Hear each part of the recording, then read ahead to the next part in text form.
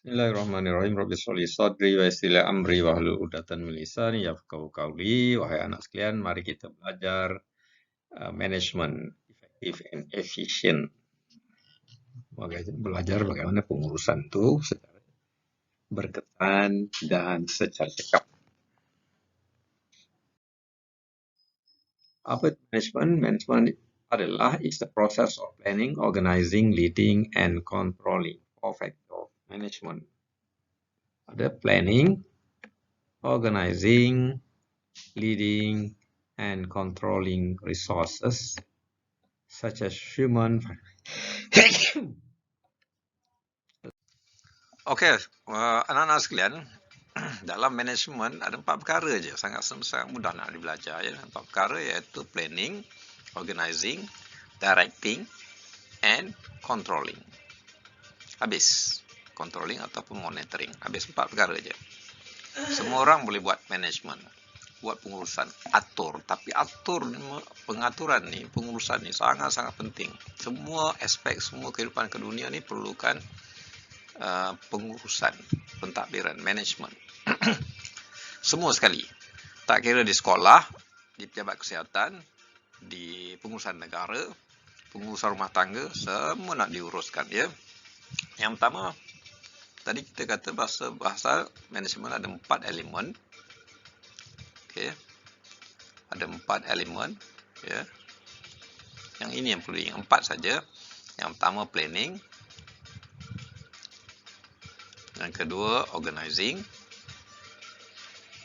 Yang ketiga directing. Directing ataupun leadership ya. Ini leadership. Director ni adalah ketua pengarah. Dia director ataupun dia leader ya. Dan controlling ataupun monitoring. Itu saja. Habis. Okey, planning apa benda? Cerita dia nampak mudah tapi planning panjang cerita. Planning. Planning involve goal. Apa matlamat kita, apa yang kita nak buat. Goal ya, involve goal.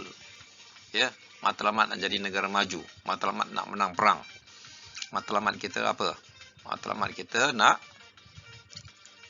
apa? Nak projek tu berjaya ya, nak jadi jutawan, ribu-ribu juta. Ataupun nak jadi syarikat company nombor 1 di dunia. Itu matlamat. Apa dia matlamat? Matlamat sebagai khalifah dunia. Ya, bila ada khalifah dunia, khalifah kamu adalah pewaris dunia ni. Khalifah maknanya orang yang menggantikan, mewaris. So, matlamat untuk sebagai khalifah, sebagai arahan Allah. Ya, fa iz qala rabbuka lil malaikati inni ja'ilun fil ardi khalifah. Itu matlamat kamu ya. Allah ciptakan kamu untuk jadi khalifah. Setiap kamu adalah pemimpin dan kamu bertanggungjawab terhadap apa yang kamu pimpin. Setiap kamu, walaupun kamu di bawah sekali, kamu adalah pemimpin. Okey. Abang pemimpin kepada adik. Adik pimpin abang juga. Boleh. Okey, setiap kamu adalah khalifah. Ini adalah tujuan kamu dijadikan di atas muka bumi ini. Dan ingatlah ketika Allah berfirman pada malaikatnya, bahawa dia akan menjadikan di atas muka bumi ini khalifah. Ya, pemerintah pentadbir menyelesaikan masalah dunia, mengatur atur dunia ini ya. Kemudian macam mana dia nak mencapai goal tu? Ya, katakan dia nak menang perang, macam mana dia nak capai menang perang? Macam mana dia nak menang perang? Contohnya di Palestin. Di Gaza, macam mana nak menang perang? Okey, dia kena define strategi. Strategi dia macam mana? Hantar, kata kita ada 57 negara. Negara Islam ada 57 negara. 57 negara Islam. Satu negara hantar 1,000 orang. Jadi dapat 57,000. Ataupun 1 batalion. Okey. Satu negara hantar 1 batalion. Contoh ya. Strategi dia macam mana lagi? Kumpul di mana, koordinat mana, logistik macam mana, kapal terbang macam mana, kapal laut macam mana ya. Okey, mesti koordinatnya itu mesti ada strategi. Kemudian mungkin juga satu negara daripada 57 negara ini hantar 100 juta 100 juta USD. Jadi 57 negara boleh dapat 5.7 bilion. Itulah strategi. Simple. Okey. Taruh satu orang hantar RM1, 1 USD. Kita ada berapa ramai umat Islam di dunia ni? Ada 2.5 bilion. So kita dapat 2.5 US. Boleh beli senjata, boleh beli tentera upahan, hantar je orang-orang Mongol pergi perang kat sana. Okey. Kemudian determining the action.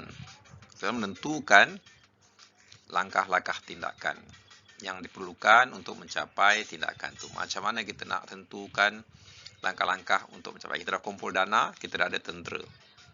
Dah ada 57 battalion. Dia tu 6 division. Kita dah ada division. Minimum perang 1 division saja. Ya, dekat Lebanon kita hantar 1 division dalam 10 hingga 15,000 orang. Dan situ komplit, ada artileri, ada kereta kebal, ada tentera jalan kaki, ada kapal terbang, ada kapal laut. Komplit ya, dalam 1 division tu. Ya. Division yang nak pergi perang. So macam mana kita nak susun aturnya? Determining the action ni. Kita hantar, ya. Hantarlah melalui pelan tindakan kita ya. Pelan tindakan ni pada bulan Januari hantar grup ni. Bulan Februari hantar grup ni. Bulan Mac hantar perisikan, hantar komando. Contoh dia macam itulah ya. So mesti tersusun mengikut plan of action dia. Sehingga terkumpul satu kekuatan itu ya. Okey. Bulan berikutnya kalau buat backup plan, kalau tentera ni 20%, biasanya tentera 20% akan mati ataupun cedera, hantar lagi 20%. Kena rekrut daripada sekarang ni dah. Backup ni untuk ganti. Ya. Macam tu the plan ya, tindakan dia contoh ya. Kemudian latihan tu mesti cekap dalam menembak, dalam persenjataan moden. Musuh dah dikaji, dah dibuat persikat. Musuh ni kekuatan macam mana dan kita macam mana kita nak masuk secara senyap atau secara nyata. Apa persiapan rohani dia ya.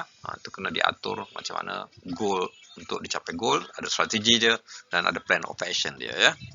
Dalam setting up the goal ni, dia ada 3 perkara lain yang terlibat ya. It is the process deciding in advance what need to be done. Ya, sebelum kita buat satu, proses dia tu macam mana. Okey, macam mana nak capai goal tu. Okey. Macam mana nak capai goal dia. Mesti ada konsep operation macam mana, CONOP ni macam mana. Ya. Timeline ni macam mana ya, belum sampai satu operasi ya. Buat apa, Januari buat apa, Februari buat apa, sehinggalah goal tercapai ya. Iaitu satu proses ya. Jangan lupa proses ni, sebab kalau tak ada proses dia tak jadi. Okay, how it will be done, macam mana benda tu nak dibuat. Mula-mula pertanyaan dia lah what need to be done. Kemudian how, bagaimana dibuat ya. Kena ada 5 pertanyaan tu, 5 pertanyaan sebelum membuat suatu tindakan ya. Iaitu 1, 5, 4 wife, 1 husband. Ya, 4 isteri, 1 husband. 1 husband ya.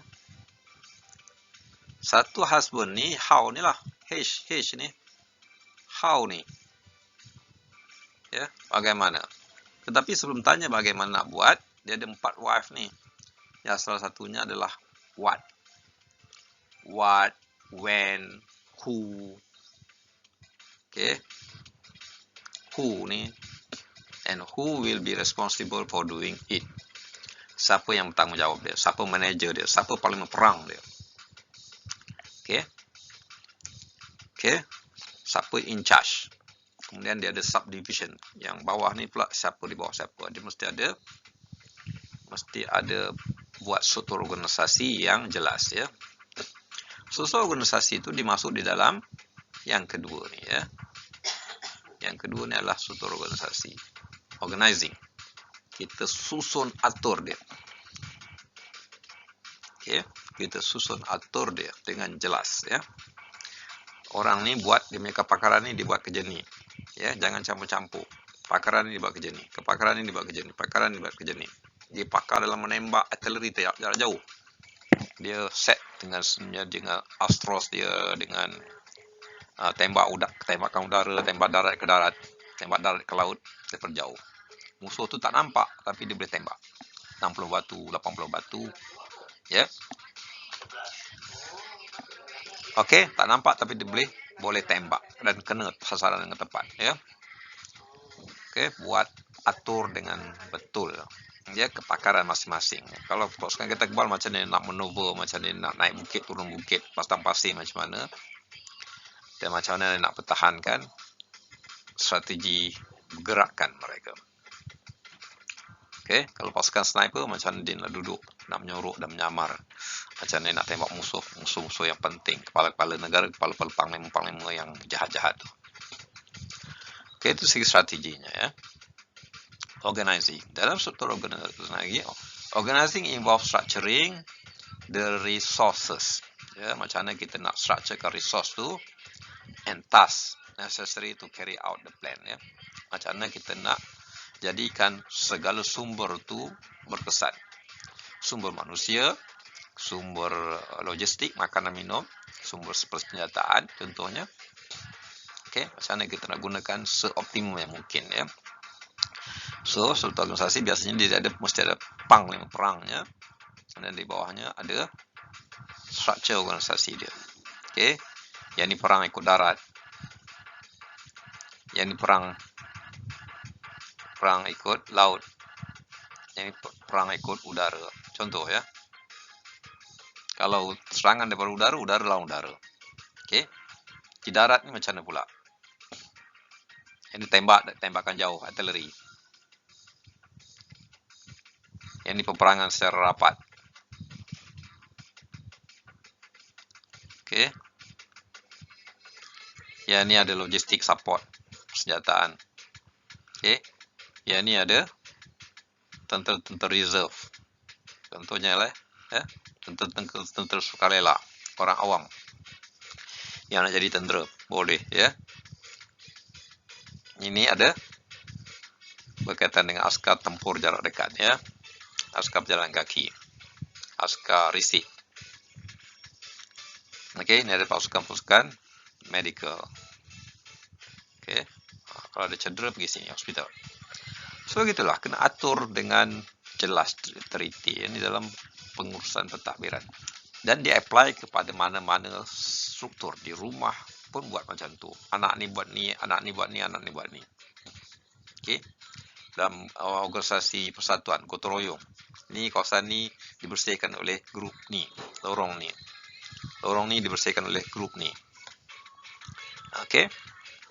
Dan ada yang buat air minum. Okey, itu perlu diatur susun. Kemudian this include designing organizational structure ya. Structure ni, struktur organisasi ni macam ni lah. Kena jelas siapa punya peranan ya. Dan orang lain dia punya responsible, orang lain tak boleh campur ya. Tak boleh ambil alih. Jangan tiba-tiba datang tak tahu mana-mana, datang nak jadi panglima terus, tak boleh. Ya.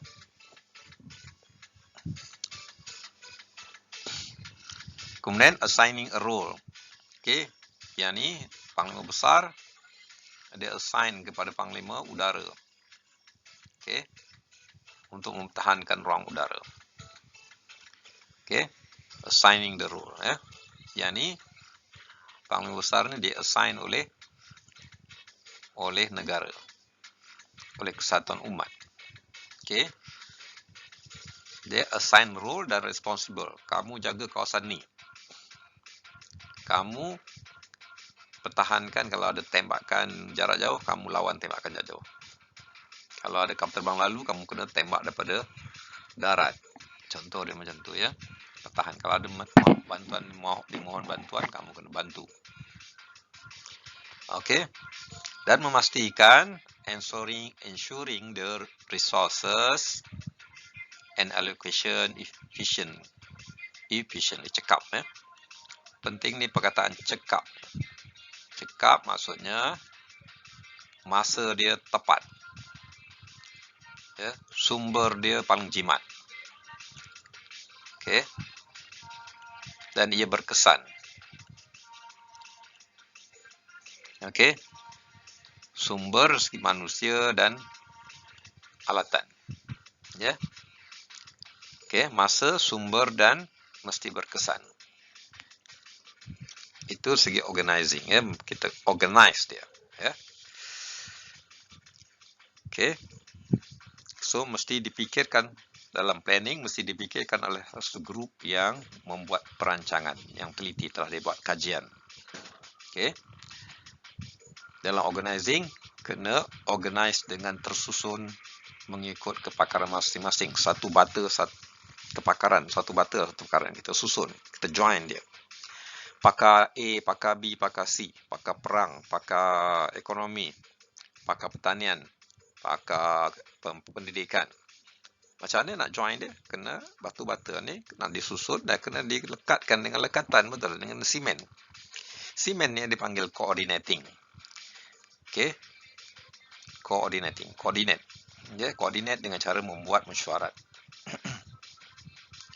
Koordinat mesti setuju dalam mesyuarat. Di mesyuarat diketuai oleh Panglima ni mesti setuju. Semua sekali setuju untuk buat apa yang sepatutnya dia buat. So, koordinat adalah esen kepada management. Dia sangat-sangat penting. Ya, untuk join lekat satu pihak grup tempur ni. Ya. So, kita susun dan kita koordinat. Susun, koordinat. Ini benda ni penting sampai disebutkan dalam Al-Quran. Ya. Innallaha yuhibbul ladzina yuqatiluna fi sabilillahi saffan ka'annahum bunyanun marsus, surah As-Saff. Sungguhnya Allah suka kepada orang yang berperang di jalannya dalam satu barisan, seolah-olah mereka satu bangunan yang tersusun kukuh. Susun satu batu-bata tu susun. Batu-bata tu dah kuat. Satu batu-bata yang kuat. Punya kepakaran yang tinggi. Memang pandai dalam bidang tu. Dan disusun dengan pakar-pakar lain. Okey.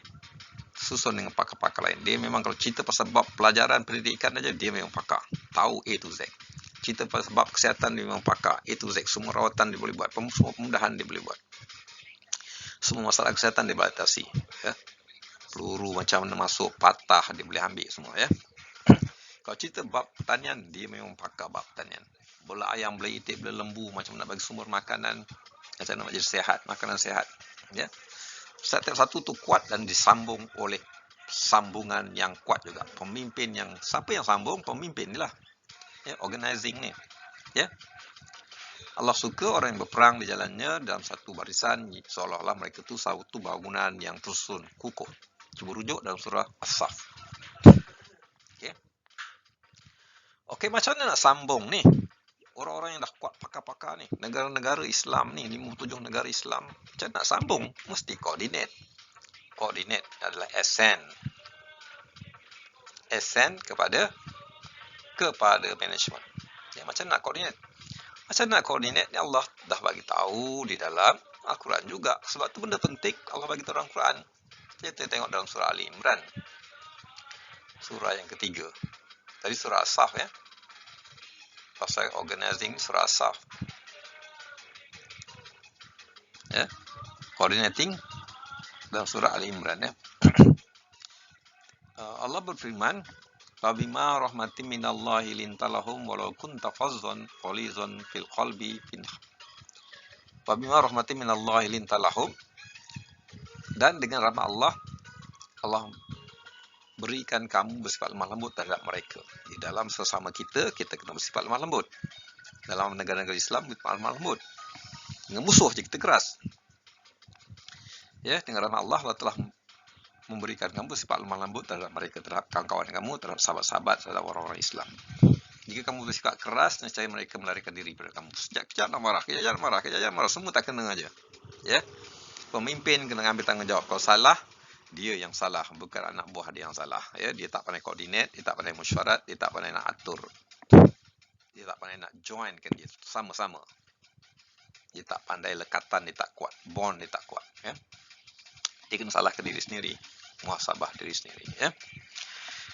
Okey, fabima rahmatin minallahi linta lahum walau kunta fazzan qalizan qalbi min hawlik fa'fu anhum wastaghfir lahum wasabir anhum fil amri fa iza azamta fatawakkal Allah innallaha yuhibbul mutawakkilin. Sedang ayat ini dicakap bahawa dengan rahmat Allah kamu sifat lembut terhadap mereka. Jika kamu sikap keras dan berhati batu, nescaya mereka melarikan diri daripada kamu. Orang Islam akan berpecah. Negara 57 negara akan berpecah. Ya. Maka maafkanlah mereka. Kalau mereka buat salah, maafkan mereka. Minta ampun kepada mereka. Dan, ini penting ya, coordinating ni. Dan bermusyaratlah dengan mereka dalam urusan kamu. Apa dia? Essence of coordinating adalah musyarat. Dah dicakap dah. Musyarat, bincang. Bincang baik-baik. Dalam musyarat kau buat apa, kau buat apa. Susun dalam organisasi ni. Dalam organisasi ni susun nilai elok. Susun nilai elok dan mesyuarat. Setuju nak buat, sama-sama nak buat. Ya. Kalau dia ni kokap tak boleh buat, atas ni bantu. Atas ni bantu. Kalau masalah ada balik-balik pada mesyuarat. Kalau ini ada masalah di sini, balik-balik pada atas. Bagi tahu dan dibantu. Dia kena bantu ya.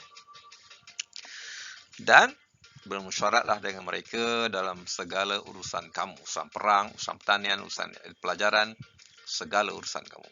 Apa kunci dia?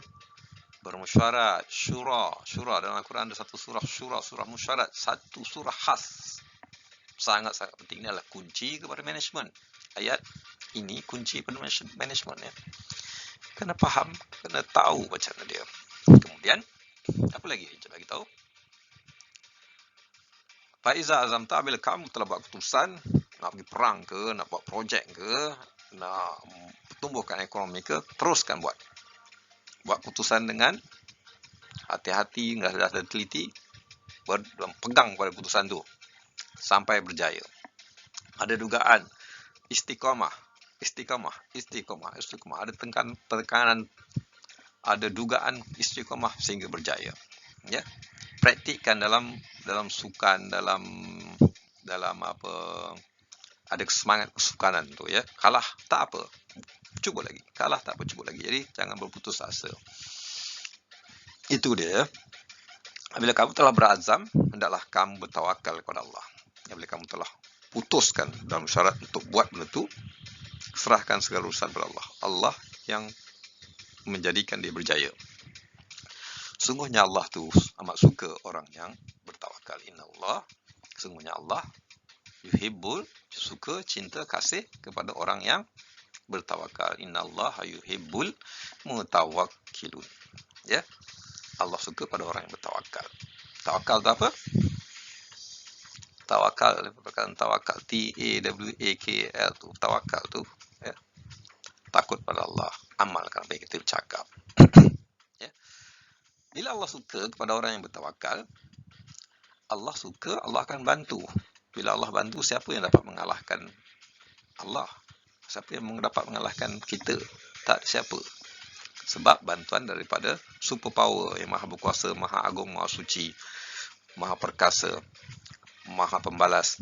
Tidak ada satu pun boleh bergerak ke atas muka bumi ini melainkan dengan izin Allah. Kalau Allah tak izinkan, tak bergerak. Peluru tu pergi, boleh patah balik. Kalau dengan Allah kata begitu ya. Allah kata kun, jadi, maka jadilah ia. Okey. Semua ini berkaitan dengan ilmu yang paling tinggi, ilmu keyakinan. Kalau tak yakin, tak boleh buat. Kamu tak yakin, kamu pergi rasa kalah, kamu tak boleh buat. Tak mau pergi pun. Ya, semua orang takut ya. Okey, semoga yang mendapat manfaat. Ya, benda ni perlu didiskus dengan lebih mendetail, lebih panjang ya. Tapi secara asasnya 4 perkara dalam pengurusan, iaitu yang kena ingat, planning, iaitu merancang.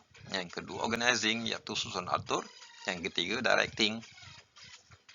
Yang ketiga, directing ataupun leadership ya. Leadershipnya tadi kita dah bond kan.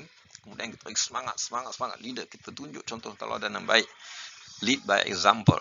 Baru masyarakat ikut. Kalau pemimpin duduk belakang, pengecut, takut, dia nak suruh orang pergi ke depan, tak jadilah, sebab dia tak tunjuk pimpinan yang baik. Dia mesti akhlak yang baik, mesti transparent, mesti open. Kita nak buat apa dalam mesyuarat tu bagi tahu.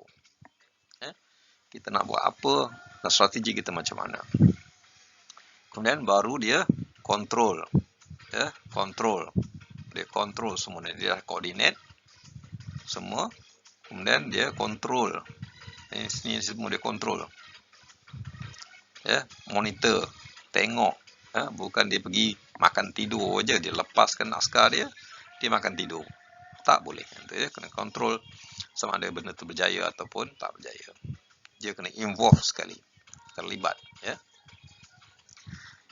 Alright, 4 perkara tu kena ingat. 4 saja, tak banyak. Boleh ingat. Boleh masuk dalam kepala otak ni. Dan benda ni kena ada dalam otak. Dia tak boleh dalam buku. Bila berlaku perang orang tembak, nak tengok rujuk buku, nak bersilat macam mana, nak tembak, nak tepis macam ni ke, nak tepis macam ni. Tak. Bila ada pump je, terus keluar balik. Dia mesti ada di dalam dada anda. Mesti ada dalam hati, dalam dada anda. Bila orang tumbuk macam ni je, dia reflect terus. Dia boleh tolak. Reflect tak ada sebab. Reflect tak ada sebab dia ada di dalam tindakan bawah sedar kita. Dalam otak kita sudah ada. Kalau baru nak rujuk buku, baru nak rujuk kitab, kita jadi. Dia terlampau lambat. Baru nak keluar fatwa, baru nak rujuk ni lambatan. Mesti ilmu tu 4 perkara ni mesti ada di dalam otak terus. Dia menjadi darah daging, dia menjadi tip-top, menjadi fingertip, keluar terus direct. Tanya je pasal masalah ni, pup, anda boleh bagi tahu dan anda terus bagi tahu, anda terus boleh laksanakan. Kalau tak ada kepala otak, macam mana anda laksanakan? Tak boleh. Okey, semoga mendapat manfaat. Kita sambung lepas ni. Oh, my children, let's we go to leading or directing. Leading involve motivating, guiding, and influencing people toward the organization goal. Effective leadership includes communication, decision-making, and fostering a positive work environment. Leader is very important. Leader can achieve the goal. Is coordinating everything. Controlling is the process of monitoring the implementation of the plan, comparing actual results with planned results, and taking corrective action as needed. It ensures that the organization stay on track, that divisions are addressed promptly, and deviations are addressed promptly. Sometimes the direction divert. So if the direction diverts, so we have to go correct to the correct way.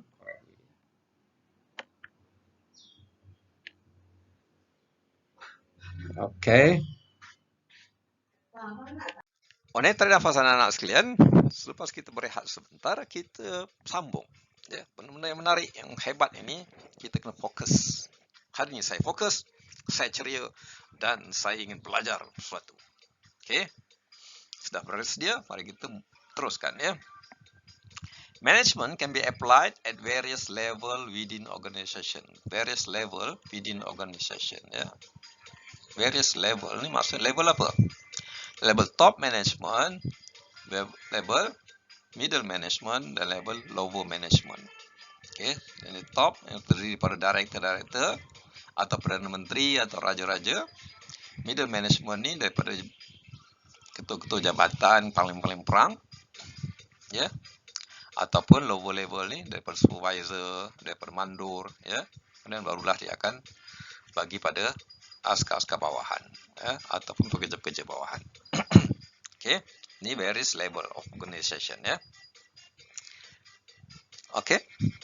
So kalau dalam organisasi atau organisasi itu dia pun ada juga level-level, top level, middle level dan lower level, ya. Kalau dalam negara level dia, ya, daripada top level ni daripada Perdana Menteri Raja-Raja kepada middle level orang kerajaan. Okey. Paling perang dan lower level supervisor lah, ya.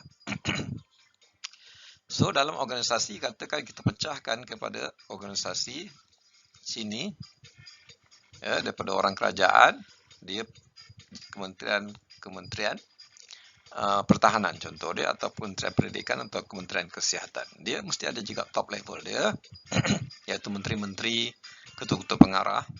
Middle level dia daripada division panglima, ya, dan lower level di bawahnya lah, ya. Lower level metodnya supervisor, ya, peringkat sarjan major, RSM dan seterusnya ke bawah sampai ke corporal, ya. Yang biasanya top level dia buat polisi. Dia buat polisi dasar, keputusan-keputusan penting, ya. Dan middle level dia buat pelaksanaan dasar tu. Okey. So dia include top level iaitu strategic management, middle level iaitu tactical ataupun functional management, dan frontliner, ya, ataupun low level. Dia yang pergi depan, pergi berperang depan, menghadapi pelanggan, menghadapi musuh. Okay, the role of and responsibilities of manager may differ based on the level and scope of authority, ya. Role and responsibility dia, ya. Kalau ketua pengarah, directing, dia arahkan, kau buat ni, kau buat ni, kau buat ni, kau pergi sana, kau pergi sana, kau pergi sana, ya. Kau cover ni, cover ni, cover ni, ya. Okay. Dia berbeza mengikut level and scope dia. Tengok kepada scope kerja. Dan dia punya authority dia di bawah yang diberi kuasa oleh undang-undang. Diberi kuasa oleh pemerintah. Okay. So, additionally, management is not limited to for-profit business saja, ya. Tidak terhad kepada organisasi perniagaan yang mendatangkan untung saja, ya. Iaitu perniagaan mendatangkan untung, perniagaan private lah, bisnes swasta, syarikat swasta, ya. Dia berniaga nak dapatkan untung, dapat balik. Buka hospital swasta, nak dapat balik keuntungan tu. Dia kena tahu pengurusan yang cekap. Kalau tidak, syarikat dia, hospital dia akan rugi. Okay. Kemudian tak boleh beli alat, tak boleh bayar pekerja, tutup, perkhidmatan tak boleh berjalan, masyarakat akan rugi keseluruhannya, ya. Okay, it is also vital in non-profit organisation. Untuk non-profit organisation, organisasi yang tidak mendatangkan untung, macam mana nak dapat sumber dana? Melalui derma, melalui wakaf, melalui pandai-pandailah dia nak cari duit lah, ya, untuk sponsor dia punya organisasi aktiviti dia. So, sebagai pemimpin pada organisasi non-profit, dia pandai-pandai kena uruskan. Contoh macam PIBG, minta derma pada ibu bapa, ya. Contoh macam persatuan-persatuan di masjid surau ataupun persatuan-persatuan penduduk, kena pandai-pandai lah cari sumber pendapatan, ya. Okey, ataupun daripada government agency, ya, education institution, healthcare, ataupun beberapa faktor various ada sectors yang lain, ya.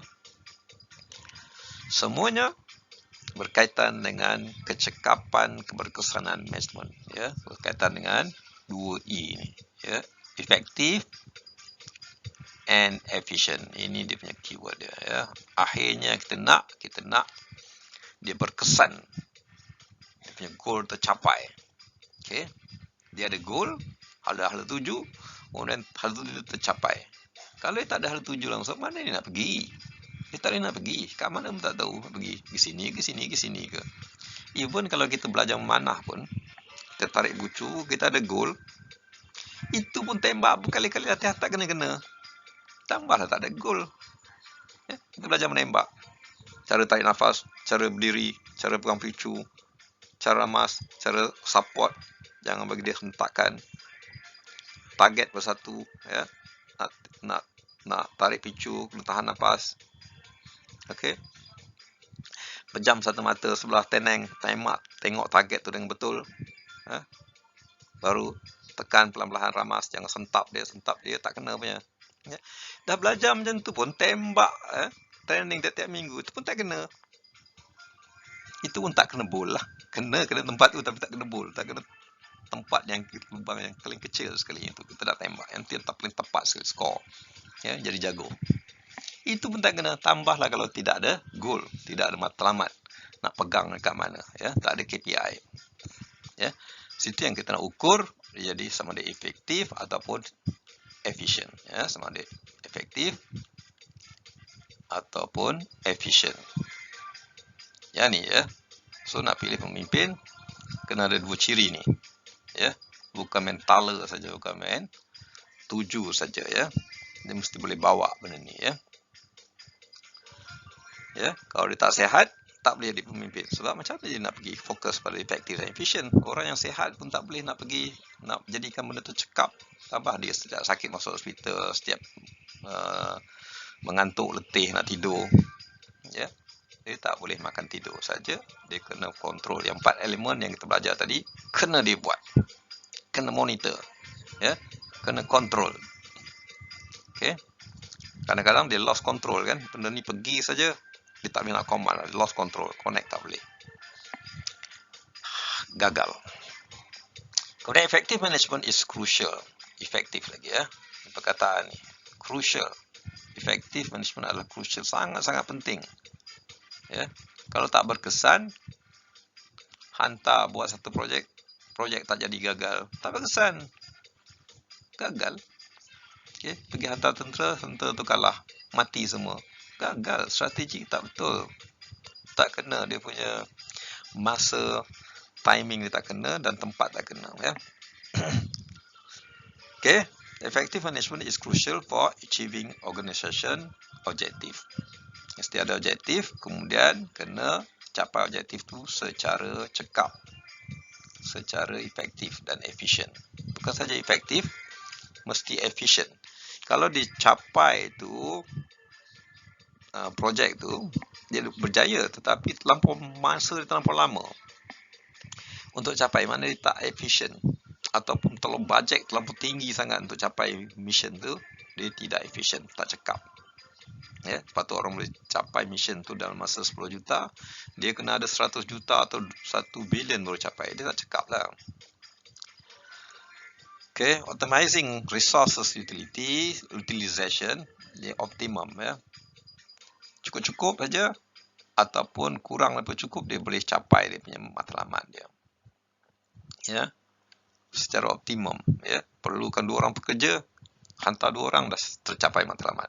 Tak payah hantar 100 atau 1000 orang, ya. And responding to changing, ya. Dia boleh bertindak balas terhadap perubahan, sama ada daripada dalam ataupun luar, ya. Perubahan cuaca, dia boleh bertindak balas.